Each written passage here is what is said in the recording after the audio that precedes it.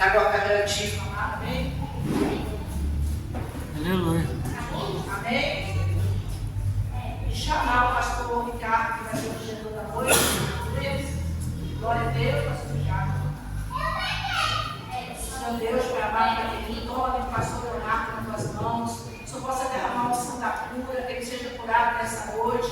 Para a honra e glória do teu nome, Senhor, porque nós sabemos que o teu servo estava na batalha hoje, na luta, na vida, em questão, Pai, do almoço. Por isso, meu Pai, derramou a bênção sem medida, abre o céu, abre o seu trono de glória sobre a vida dele, Pai, venha curar, venha sarar, tomar a saúde dele nas tuas mãos, livrá-lo de todo mal, de todo maligno. Amém, querido pastor Ricardo? Eu gostaria de chamar a irmã Maria Helena para estar orando pelo preletor dessa noite, por favor. Obrigada, tá?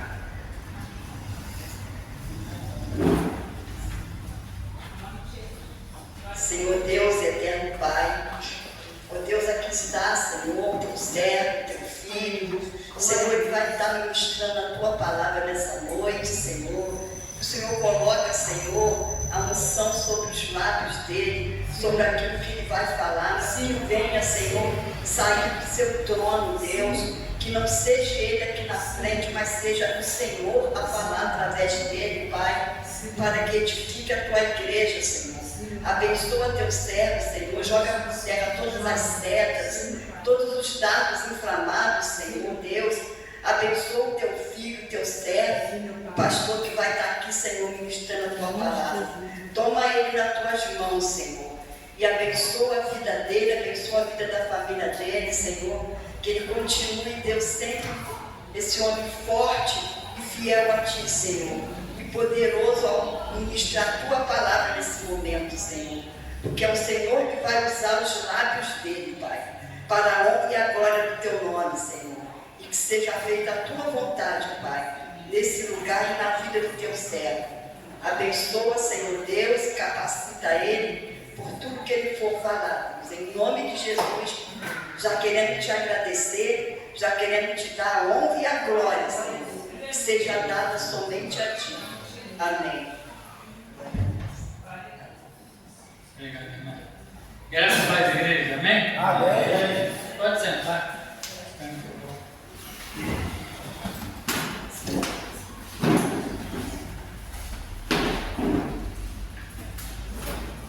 Vamos abrir a nossa palavra no livro de João. João, capítulo 5.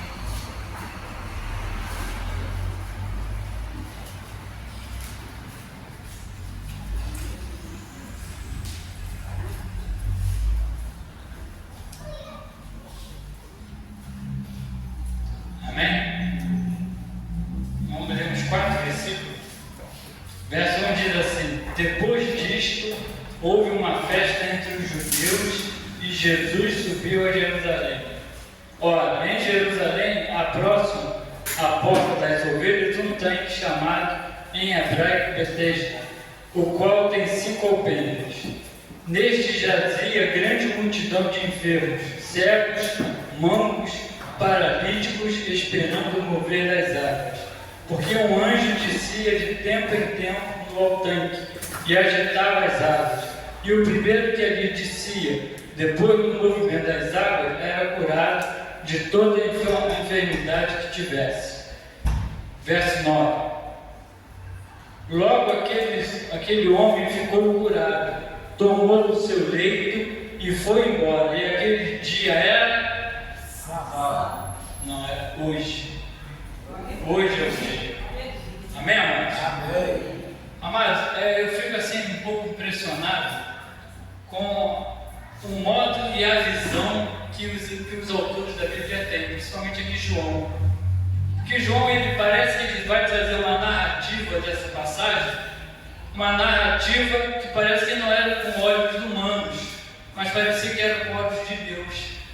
Por quê? Porque no verso primeiro, como nós lemos, bota lá o verso primeiro, vai dizer assim, olha lá, depois disso havia uma festa entre os judeus e Jesus subiu a Jerusalém. Esse versículo parece que quem está falando não é judeu, sim ou não? Por exemplo, se eu ou você estivesse escrevendo isso aí, nós iríamos escrever dessa maneira, porque nós não somos judeus, amém? Não é isso? Olha o que ele diz. Depois disso havia uma festa entre os judeus. Mas ele era judeu, mas ele fala como se não fosse judeu. Está dando para entender a diferença? E ele diz que Jesus subiu a Jerusalém. Por quê? Porque Jesus era judeu. E o que está acontecendo aqui? Havia 3 festas, 3 datas comemorativas em Israel, que todo judeu, de todos os lugares daquele tempo antigo, tinham que ir em Jerusalém para participar dessa festa. Todos eles iam e faziam com que a Jerusalém ficasse cheia de pessoas.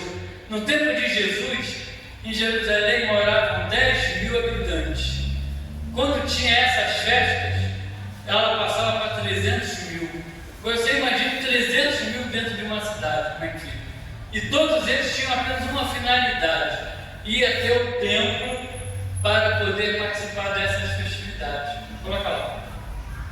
Apaga a luz ali, meu irmão, por favor. Quero mostrar para vocês aqui uma imagem. Vai apagar. Estão vendo aqui, ó? Aqui é uma porta, está vendo? Essa porta é chamada Porta Dourada. É a porta principal da entrada de Jerusalém. Esses muros aqui, ó, toda Jerusalém era cercada por um muro e possui 12 portas. Lembra quando o nosso irmão Hélio estava aqui pregando, que ele falou sobre Neemias e a construção do muro? Era este muro aqui que ele estava falando, que ele pregou. Amém? Então tem essa porta aqui, ó, Porta Dourada. Todos esses judeus que estavam em Jerusalém, eles vinham assim para passar por essa porta aqui, que aqui era a porta da honra, a porta em que o Messias vai entrar para assumir o trono e reinar durante 1000 anos. Então é essa porta aqui que eles vinham para poder entrar. E aquela cúpula ali, está vendo? Aquela cúpula ali é uma mesquita. É a terceira mesquita mais importante do Islã. A primeira está em Meca, a segunda em Medina e essa aí está em Jerusalém. Ela é chamada de Al-Aqsa, o nome dessa mesquita. Essa mesquita possui 1.300 anos. Se tu for em Israel hoje, você vai ver aqui, ó, lá em Jerusalém, aquela cúpula ali, ó, tá vendo? É toda ela de ouro. Cada pedacinho daquele ali é uma espessura de 30 centímetros de ouro. Foi doado pelo rei de Omã. Mas na época de Jesus, ali estava o templo, e não essa mesquita, era o templo que estava ali. E aqui, você está dando para ver direitinho, ó, essa porta ela está fechada, está vendo? Ela foi toda fechada.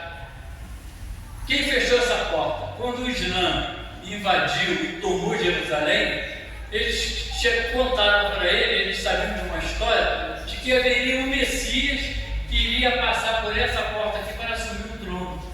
Então o que eles fizeram? Vamos fechar essa porta para impedir que esse Messias entre. Então eles fecharam essa porta aqui, ó. Isso aqui tudo está fechado com tijolos. E eles aqui na frente, não dá para ver direito, mas aqui na frente é um cemitério. Eles fizeram um cemitério. Por quê? Porque eles também sabiam que o Messias não pisa onde tem gente morta. Vocês estão entendendo aqui? Não entendendo de amém?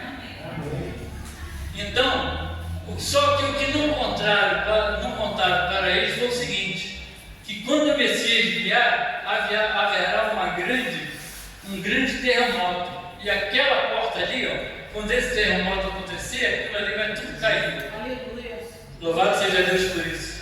E diz também que depois disso, todos os mortos ressuscitarão. Logo, esse cemitério aqui vai deixar de ser local de morte para local de vida. E todos esses mortos aqui nessa época, todo mundo vai viver. E Jesus então vai poder chegar e passar aqui e assumir o trono para reinar por 1000 anos. Aleluia! Olha que coisa interessante. Então, todos aqueles judeus que vinham para essa festa, eles faziam isso aqui, é enorme, tá, gente? Parece pequenininho, isso aqui é enorme. Tá? Essa porta aqui ela é gigantesca, tanto de largura como de altura. Esse muro aqui também, olha, é gigantesco. O muro, esse muro aqui, onde ele é mais baixo, ele tem 30 metros de altura.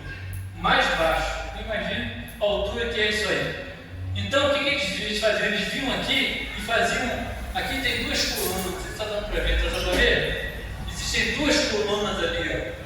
eles faziam uma fila de um lado e do outro. Aqui no meio ficava vazio, mas tinha uma fila aqui de um lado e do outro. E eles iam andando, um por um, na fila.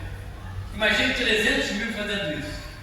Por que eles faziam isso? Porque eles chegavam ali naquela coluna, eles botavam a mão na coluna e faziam uma oração assim: bendito seja Deus que enviou o nosso Salvador.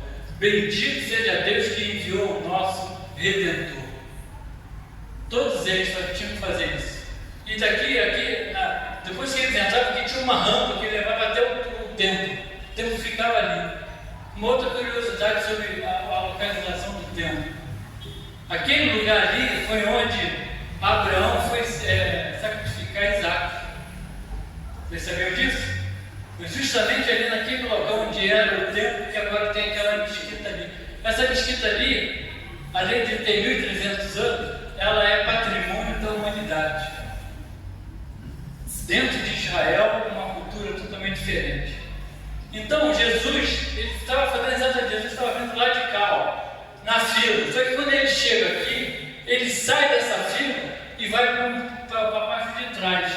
Ali onde está aquela cúpula ali, lá atrás tem a continuação, e tem uma porta, chamada Porta das Ovelhas.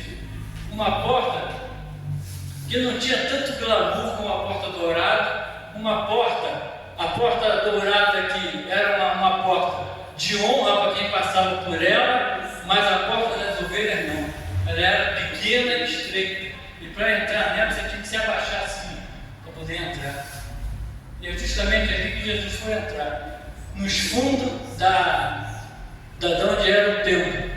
E nessa parte ali, os sacerdotes na época tinham uma parte vazia, e eles pensaram: o que nós vamos fazer com essa parte aqui? Aí eles falaram assim: vamos construir 5 tanques. E quando as ovelhas vierem, nós vamos mergulhar elas dentro do tanque. Por que eles faziam isso? Porque o pelo da ovelha era muito extenso, então não tinha como você examinar. O animal tinha que ser examinado totalmente. Tinha que saber se tinha alguma ferida, e aí não podia ser colocado para sacrifício. Então o que eles faziam? Eles mergulhavam a ovelha, tiravam a ovelha dali e procuravam ver se tinha algum defeito. Amém? Só que esse local ali, no tempo que quando Jesus foi lá, e Jesus entrou, ali estava cheio de doentes, como nós lemos, né, de mancos, aleijados, cegos, porque esses aleijados e cegos, eles não podiam entrar aqui.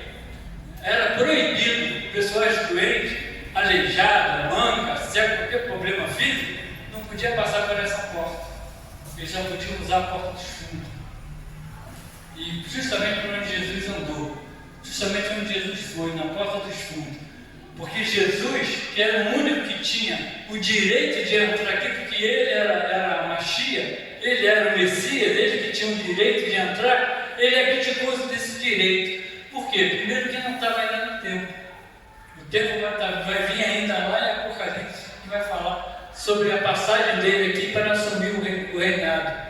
Então ele sai daqui, chega lá, ele entra e começa a andar no meio de um monte de doentes. Um monte de pessoas que foram abandonadas, um monte de pessoas que a sociedade não queria nada com eles, que a sociedade os largaram, a própria família largava eles, abandonados, porque eles não tinham nenhum acesso a nenhuma das regalias que o judeu tinha, justamente por serem aleijados. Amém? Pode acender. Amém, amados? Vocês estão entendendo? Quando Jesus chega ali, que Jesus entra, Jesus vai passando no meio de todos aqueles doentes. Olha que coisa interessante. Por que Jesus, tanto doente, por que Jesus só cura um? Não é uma pergunta interessante essa?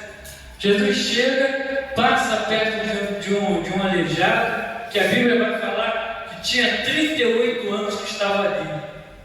Olha, agora presta atenção. Quando Jesus nasceu, aquele homem já estava ali há 7 anos. Entendeu? 7 anos. Quando Jesus estava no templo, sendo sabatinado pelos sacerdotes, aquele homem já estava ali há 19 anos. Jesus, quando tem um encontro com aquele homem, Jesus tem 31 anos. E aquele homem tem 38 ali, naquele mesmo lugar. 38 anos, ele não saiu dali para ir para lugar nenhum. E os outros que estavam? Os outros eram seguinte: eles iam lá, mexeu lá, agora já foram curados e agora vai demorar, vão embora para casa, iam embora, eles não ficavam ali, não era porque persistente, mas aquele homem, 38 anos, gente, no mesmo local, parado, deitado ali. Tu imagina isso? A Bíblia não fala quantos anos ele tinha, mas pelo meus cálculos ele devia ter mais de 50 anos. Que só 38 ele tinha ali deitado, esperando o quê? Esperando a cura, esperando que a água fosse mexida para que ele fosse entrar e ser curado. Persistência. Jesus foi naquele homem, porque Jesus viu a persistência daquele homem. Jesus estava utilizando ali o segundo atributo de Deus, que é a onisciência.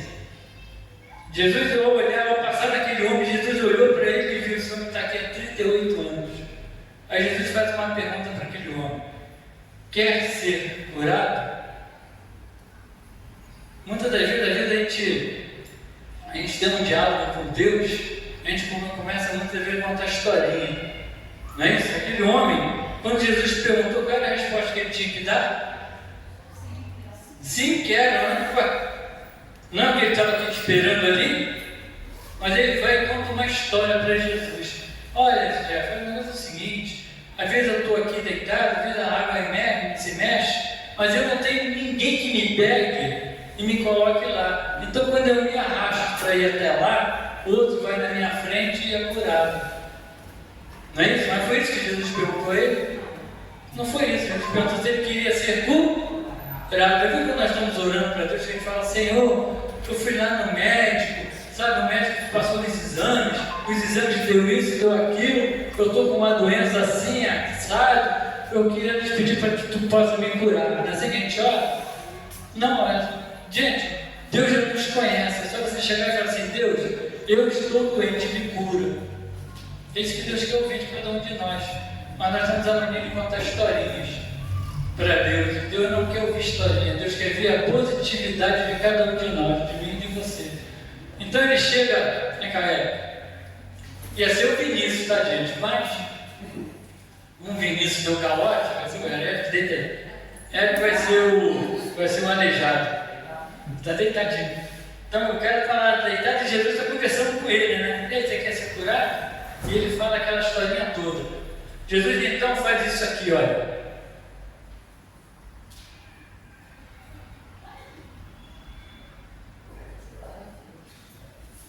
Aleluia. Alguém ouviu alguma coisa que eu falei para ele?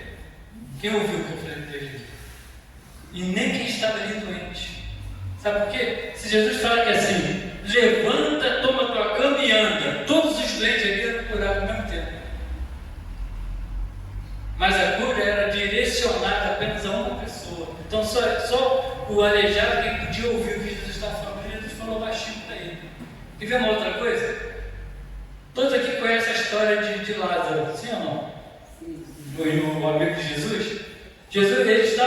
Lázaro estava onde? Onde que Lázaro estava? Sepultado. E o sepultamento era onde? Era onde? No cemitério, não é isso? Era no cemitério. Jesus, quando chegou lá no cemitério, Jesus manda tirar a pedra. Jesus chama Lázaro pelo nome. Que se ele falasse assim: morto, levanta e anda, todos aqueles mortos que estavam ali iam ressuscitar. Aí eu pensei assim, eu estava orando, eu falei assim: Deus, e se a gente tivesse mais de um Lázaro morto? Se tivesse um outro Lázaro lá, o que seria? O que ia acontecer? Os dois iam ressuscitar? Sim. Mas se tivesse, eu queria que Jesus ia falar assim: ó, Lázaro, irmão de Marta e Maria, sai para fora. Deu para entender? Que se Jesus falasse assim: Lázaro, se tivesse um outro Lázaro ali, ele já começava a ser curado. Aí, quando ele falasse irmão de Marta e Maria, aquele outro Lázaro não caiu, porque Deus deu um nome e uma direção de quem era para ressuscitar. Sim ou não? Quem está entendendo? Então, é exatamente isso que está acontecendo aqui. Se Jesus falasse algo, imagine, todos aqueles ali iam ser curados. O camarada que chegou ali há 1 minuto já recebeu uma bênção, não é assim que Deus trabalha, não. Deus trabalha na persistência de mim e de você.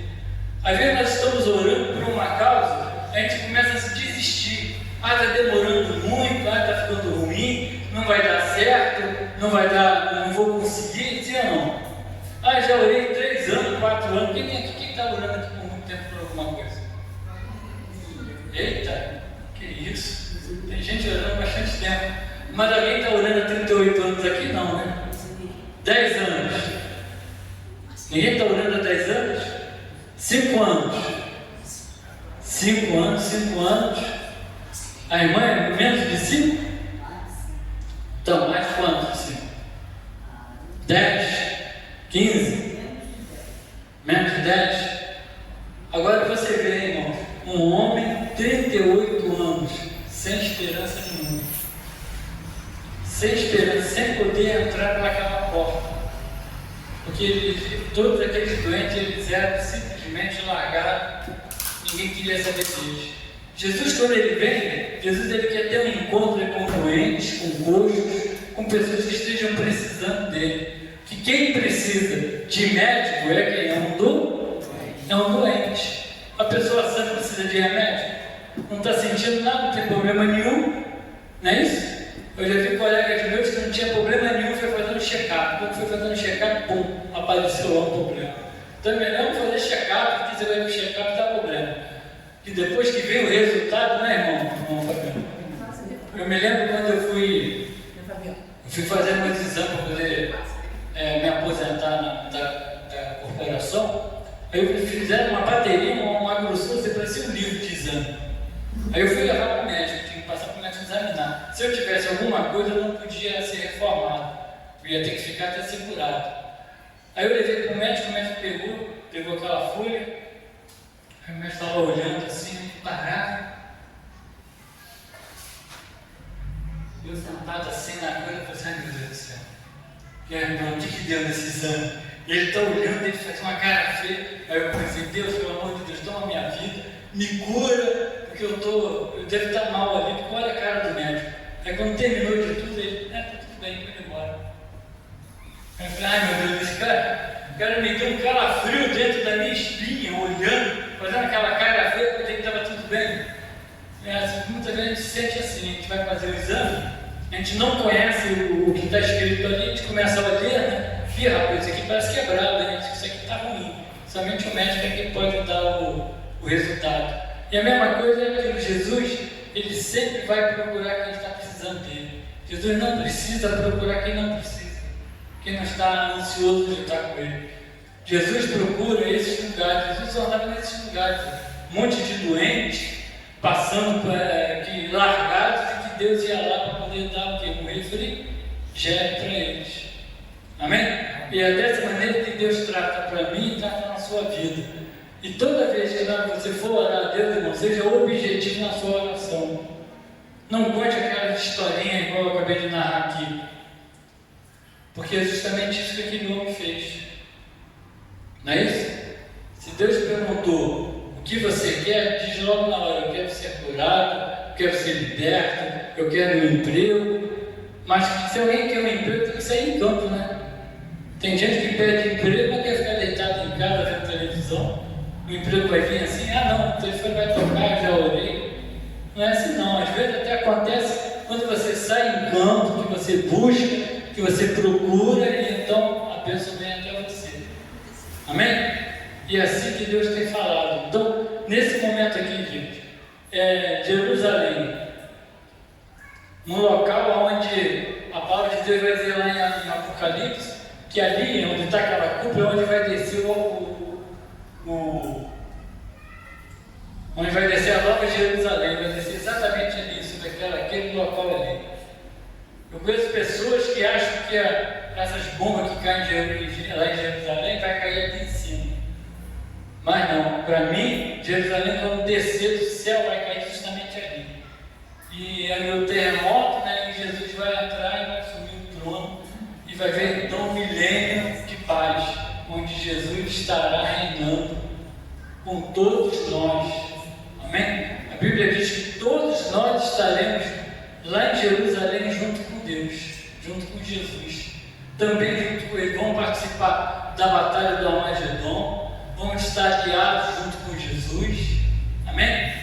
Então, que você possa ter essa mensagem no seu coração, que aquilo que Deus tem para mim, aquilo que Deus tem na sua vida, é algo muito grande, grandioso mesmo, e que você seja persistente na sua busca, persistente naquilo que você está buscando diante de Deus.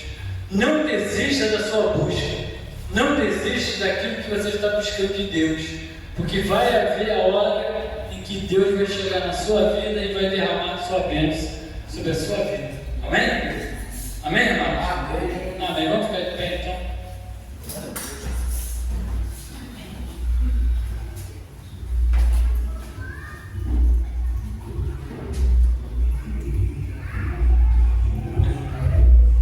Deus tem procurado pessoas que são cegos espirituais, sejam coxos espirituais. Jesus está procurando pessoas que estão desacreditadas para poder ter uma nova aliança, para poder fazer com que essas pessoas tenham a visão normal, a visão correta do reino de Deus. Amém? Amém. Se você está passando por algum problema, põe a mão no seu coração. Você que já está orando aí há muito tempo, vamos orar. Senhor Deus, em nome do Senhor Jesus, neste momento, ó Pai, eu quero colocar, ó Deus, cada irmão aqui, Senhor. Pois ele não está como aquele paralítico de 38 anos naquele local, mas estão há tanto tempo orando, buscando, Senhor, buscando de Ti, Senhor, uma graça, um milagre na vida deles. Por isso, ó Pai, eu te peço que toma cada um deles nas Tuas mãos. Ó Deus, derrama a Tua graça sobre eles e que eles possam novamente, ó Deus, receber do Teu altar essa graça. É o que eu te peço e te agradeço, no nome de Jesus. Amém e amém. Amém, amados? Amém. Que Deus possa te abençoar em nome de Jesus. Glória a Deus.